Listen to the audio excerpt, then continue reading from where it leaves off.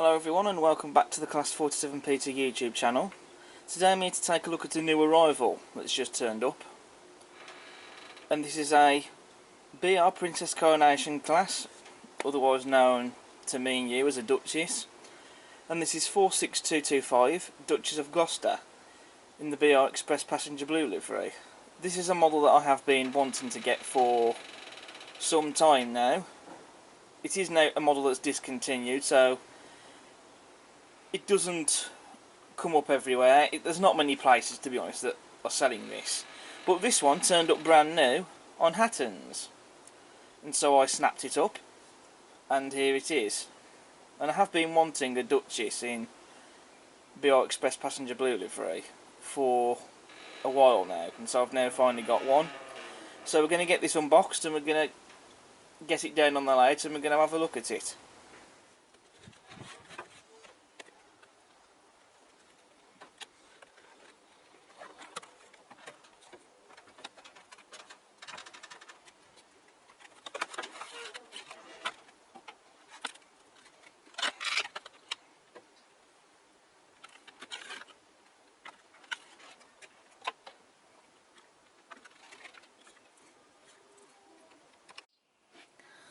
So here we have Duchess of Gloucester out of the box and down on the layout.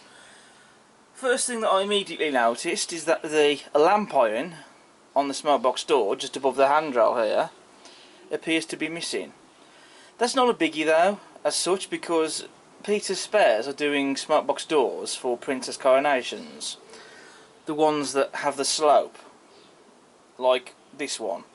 And that comes with the smoke box door dart. It also comes with the lamp iron to attach on and a couple of the little bits to stick on it.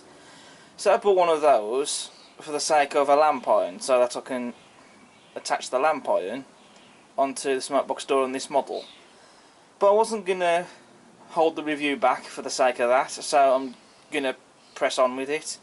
But I think before I do get into the running, I think I probably then will put some in where I've added the lamp iron onto the smoke box door. But you know, that is being sorted out, so that's not a problem. Straight out of the box though, the important thing is that it actually runs. And it is a beautiful runner. It does need running in, which of course is to be expected with any model when you buy it. But it is absolutely smooth, and it is a beautiful runner as well. Very smooth mechanism as well. So I'm just glad to have this model in the collection. I've pretty much now got every locomotive that's carried a BR Express Passenger Blue livery apart from an A3. I know Hornby have done Flying Scotsman in that livery, so if one comes about I think I might have to snap it up. It would be nice to have, and to have the set, all the locomotives that carried this livery. However, we're not here to talk about that. We're here to talk about this model. That's what we're all here for. So first of all, it has sprung buffers as standard, and they are metal buffers as well. The buffer beam has been picked out in a very nice shade of red, and I'd say the correct colour red. This model does come with the accessory bag, so I shall be fitting the accessory bags to this model afterwards. On the running board we do have separately fitted metal handrails, as you can just about see, as well as lamp irons. All the lamp irons on the running board are at least intact. And just on the front here, as you can see, we've got these brackets that you can call them. There is on the front, just here, some nice rivet detail. Always great to see the rivets. We've also got a builder's plate here as well, just on the end of that plate there as well. On the smoke box door you have a separately fitted handrail. You also have the smoke box door darts, they're intact and they are separately fitted as well. You've also got the running number on the number plate there, 46225. That's very nice and crisply printed. Plus you've also got a shed code, crisply printed onto the smoke box door.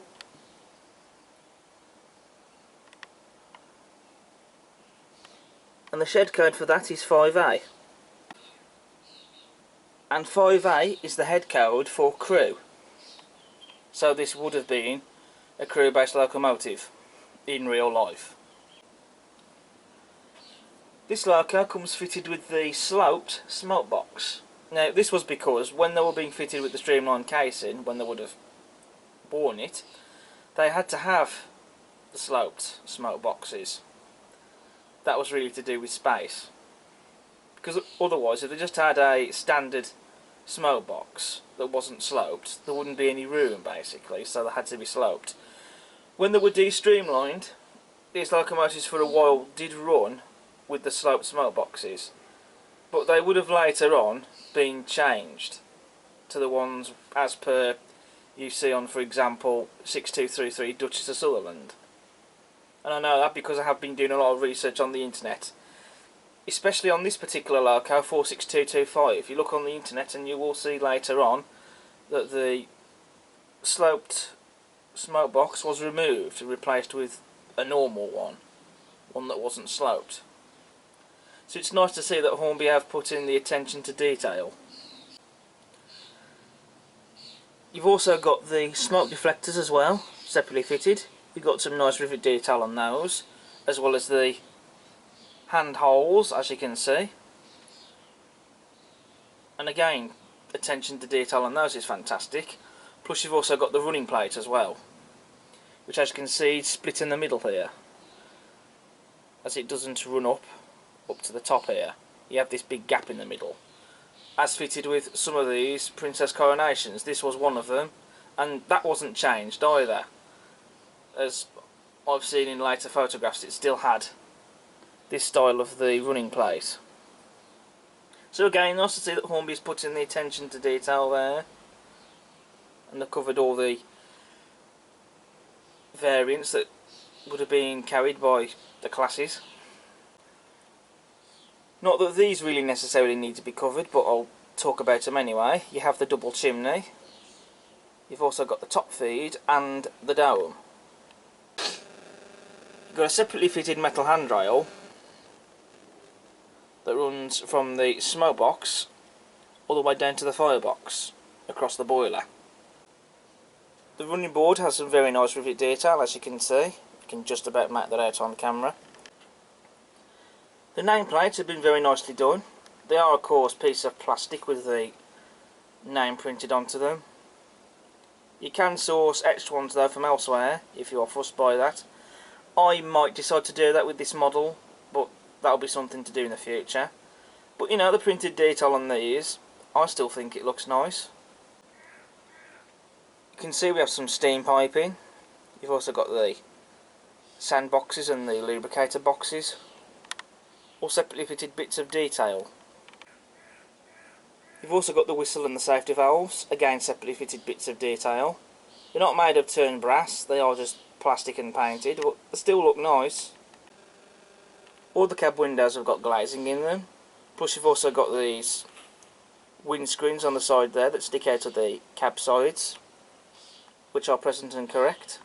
You also have some rivet detail on the cab sides as well. You've also got steam piping. You can see we have some running underneath the running plate there and running down to the rear pony truck, and of course you have some under the cab as well, and the stuff that's underneath the cab is painted where it isn't, as per the prototype, running under the running plate.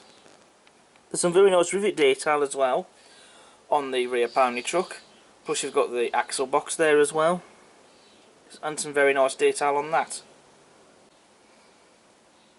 Even the frames of the chassis on this model has got rivet detail on them. There's some very nice detail as well on the cylinders.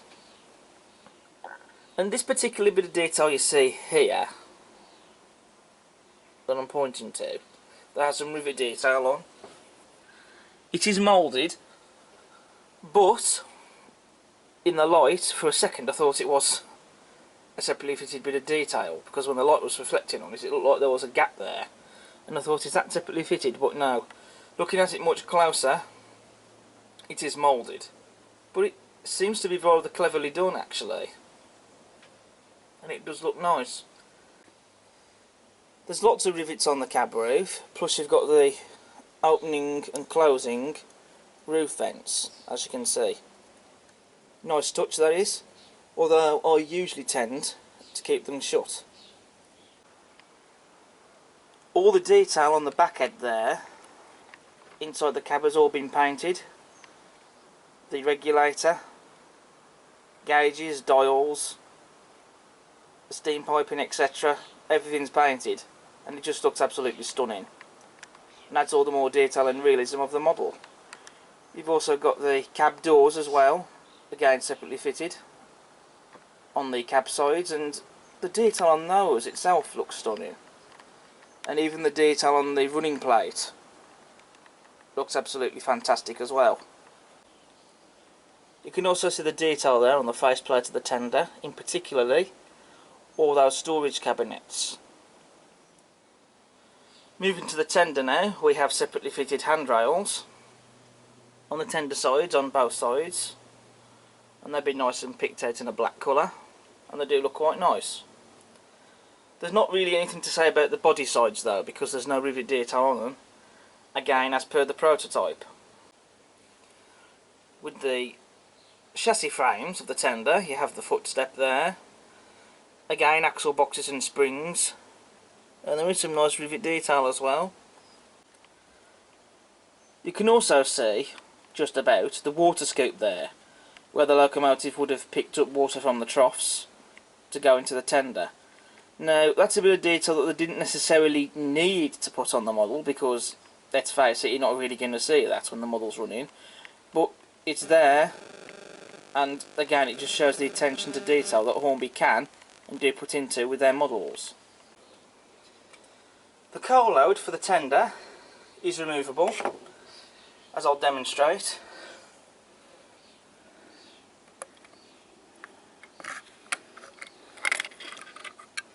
Like so. And inside the tender there you can see the coal pusher.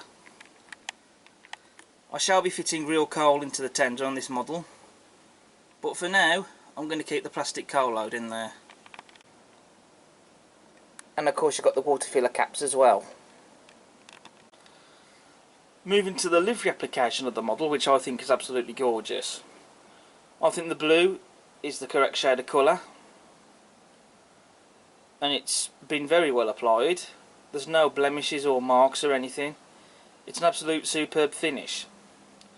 And then you've got the lining, the white and black lining, whether it's on the cylinders, running plate, the boiler bands, around the cab sides, or even on the tender. I think that lining is, for me, is what sets this livery off really well, and it really helps to lift the blue. And I really do love this livery. Even if this was a short-lived livery in reality, I actually really like it. It's probably definitely, at least when it comes to the steam era, my favourite livery. And I just think it looks absolutely beautiful. We've all got different tastes, but this is a personal favourite livery of mine. And the BR Early emblem applied on the tenders is well applied, crisply and neatly applied as well, I should add. Then you've got the locomotive's running number, 46225, crisply printed, and again very well printed on the cab sides. And again they've used the correct style of numerals for that. So there's nothing on this model that looks out of place. And I'll just very quickly show you the other side of the loco. There isn't really much difference in it in regards to detail, other than the pipe work running underneath the cab there and running underneath the running plate is a little different. But other than that though, I can't see anything else that's different, nothing else that's major. So the rest of the detail is pretty much the same as on the other side. So here's the accessory bag supplied with the model. You have the flanged pony wheel there. That is only to be fitted if you're going to have the model on display. I mean, okay, sure, maybe flanged pony wheels are not great, but to be honest really, it's not always that noticeable. If the track is very nice and level, then you can't really tell, to be honest. This isn't touching. It's only going to be more noticeable, I find, really, when the loco goes round corners. I mean, sure, they could have done something like having the pony wheel rotating or something in the pony truck itself. But, you know, perhaps maybe it might make production of that model more expensive. I don't know. But, you know, it is what it is. You make of it what you will, really, to be honest. You got the brake rigging as well. You also have the front guard there that goes under the buffer beam, vacuum pipe, front step ladders and the drain cocks. I personally won't be fitting the drain cocks because I have found with the Princess Coronations, the bit that tends to stick out on the front bogie tends to knock off the drain cocks, so I don't think I'll be bothering putting these on. You also do have a screw link coupling in there. So there's some nice bits and bobs there that gets applied. They are optional at the end of the day. You either choose to fit them or you don't. So I have added some of the details to Duchess of Gloucester. I haven't fitted all of them. I've fitted footsteps, the front vacuum pipe. I've also fitted that guard there under the buffer beam and the screw link coupling, and also the smoke box door now has a lamp iron on top.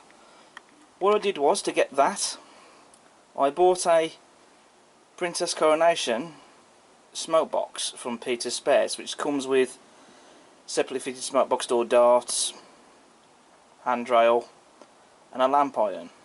Wasn't a lot of money, and it is the one that has the slope firebox as well.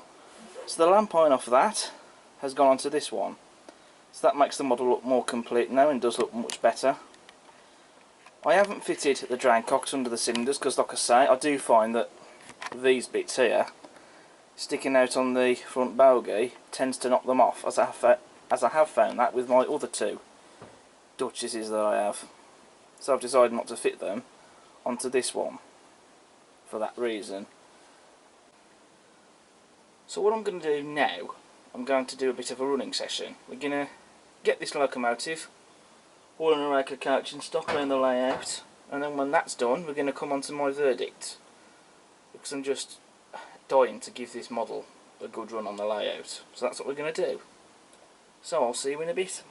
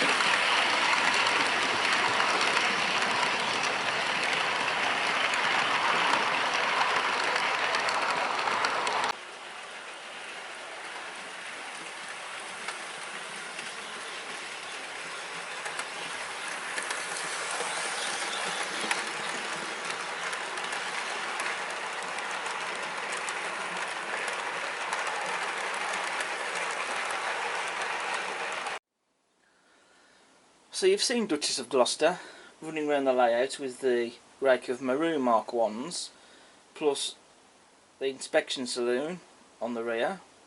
That's 8 coaches in total, and she managed them with ease, which is what you'd want from a locomotive like this. So that brings me on to my final conclusion. If I take away the fact that the lamp on and the smoke box door was missing when I got it, that's now been sorted, as you've seen, so I can let that slip. So for my conclusion then, I think it's an absolutely superb model. Delighted that I've now finally been able to get myself a BR Express Passenger Blue livery Princess Coronation in the fleet, because I really do love this livery, and it's nice to have another loco in this livery to join the collection. Like I've said before, the only loco I need in this livery now is an A3, so I think that's probably something to keep an eye out for. So you never know, I might be able to get my hands on one, we'll see. But yeah, I'm over the moon with this model. I personally can't fault it. I mean, it runs well, detail is superb, the overall livery is gorgeous. Nothing negative to say, apart from the lamp on and the smoke box door being missing, which I've now rectified. Nothing else to say really. So if you can get this particular model, which this one that you're seeing right now is discontinued, so if you can get one, I'd say get it. Or if you want one of the other ones that are more easy to get hold of, then I'd definitely recommend one, or in my case a few of them, because I think that if you're into your steam, no layout is quite complete without a Princess Coronation. So that's pretty much all I've got to say really about this model. So that ends the video. So thank you all so much for watching this video, and I hope you've enjoyed watching it. As ever, if you like what you see, then please do subscribe to the channel. Feel free to hit the like button, and don't forget to post a comment if you want. And also, do feel free also to check out all my other videos that are gone on the channel. Until next time, however, this is a goodbye from me. Take care, and we'll see you next time. Ta-ra.